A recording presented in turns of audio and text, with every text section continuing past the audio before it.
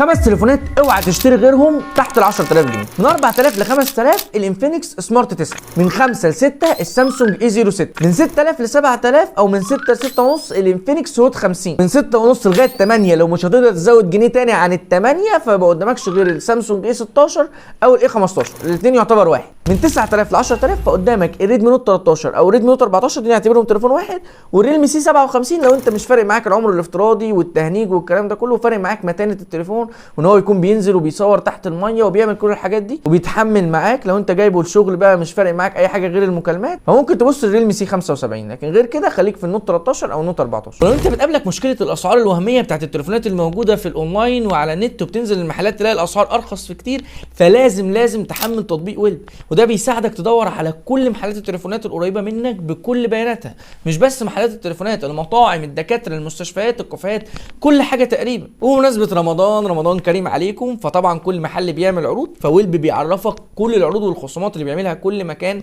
من قبل ما تروح. كمان ويلب هتلاقي عليه تقييمات من ناس حقيقيه زي وزيك راحوا زاروا المكان، جربوا الخدمه اللي انت بتدور عليها في التطبيق، فبتلاقي فيه مصداقيه ويسهل عليك الاختيار. فمستني ايه؟ سيب لك لينك التطبيق تحت في اول كومنت او عندي في البايو، روح اعمله بسرعه.